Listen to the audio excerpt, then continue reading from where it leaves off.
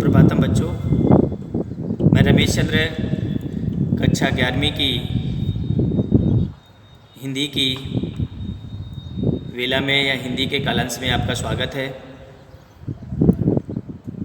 आज मैं आपको अपनी वीडियो में हिंदी पाठ पुस्तक या हिंदी पाठ्यक्रम के अंतर्गत जो वितान पूरक पुस्तक चलती है उसी का दूसरा पाठ है कक्षा 11वीं की वितान पुस्तक, जिसका दूसरा पाठ है और पाठ का नाम है बच्चों राजस्थान की रजत बूंदें।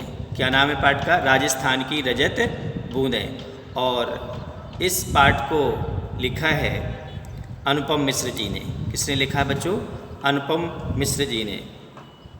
और हम आपको बता दें कि ये भवानी प्रसाद मिश्र के पुत्र हैं, जो प्रसिद्ध कवि हुए हैं, उन्हीं के बेटे हैं। इनका नाम है अनुपम मिश्र। और ये पाठ जो है इसका नाम है राजस्थान की रजत बूंदें। तो जब राजस्थान राज्य का नाम आता है तो निश्चित रूप से वहाँ पर तीन बातें उभर करके आती हैं। राजस्थान अर्थात रेतीली सतह, अर्थात पानी की कमी, रेतीली सतह, पानी की कमी। और आप लोग जानते हैं कि शेप ऑफ द डेजर्ट किसको कहा जाता है? ऊँट।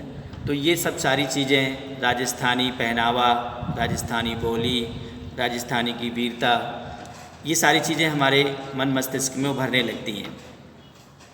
तो राजस्थान में सबसे अधिक बच्चों, अगर किसी बात की सबसे ज़्यादा समस्या है तो वहाँ तो एक तो गर्मी अधिक पड़ती है, साथ साथ में पानी की कमी है।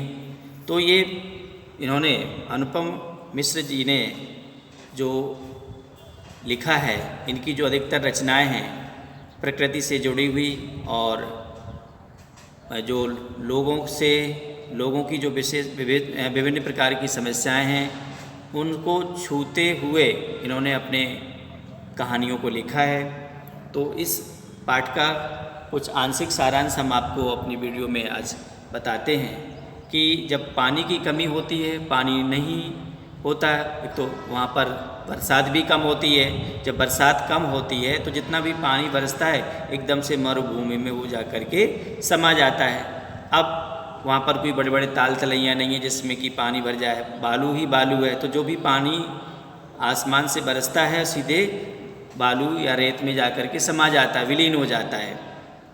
कई छोटे मोटे ऐसे हैं ताल तलैया जहाँ पर चारों तरफ छोटे छोटे घास फूस उगी हुई है या कुछ मिट्टी है, चारों तरफ पेड़ हैं, तो वहाँ पर कुछ पानी रहता है।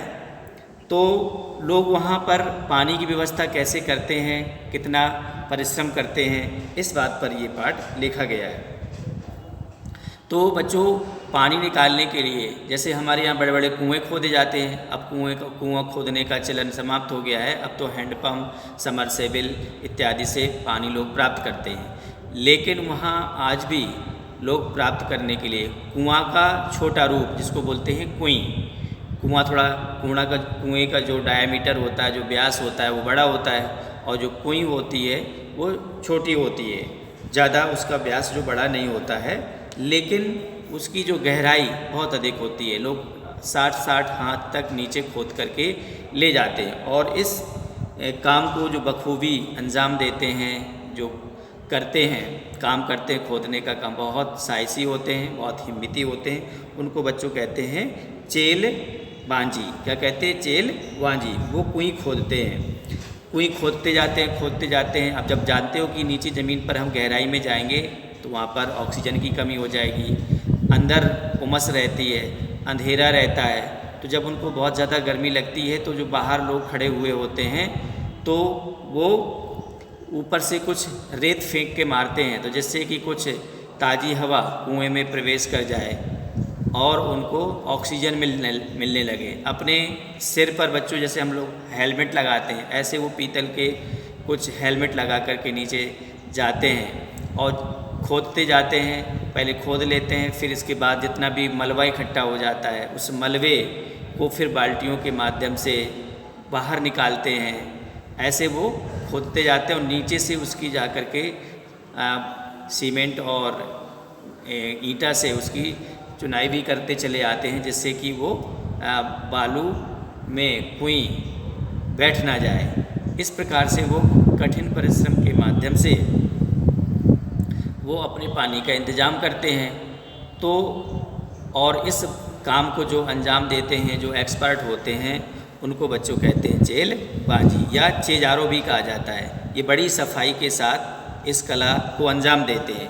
तो बच्चों देखा कि इंसान कहीं भी रहता है तो अपने जीने के लिए साधन ज़रूर ढूंढ लेता है, प्रयास करता है। तो ऐसा नहीं है कि वो रेगिस्तान में भी अपने लिए पानी का साधन कर लेता है और अपने जीवन को खुशहाल बना लेता है। आज की वीडियो में इतना ही। पाठ को पढ़िएगा। कल मैंने PDF के माध्यम से इसका सार और कठिन शब्दार्थ इसके भेजे थे, निश्चित रूप से आपने पढ़ा होगा। आज की वीडियो में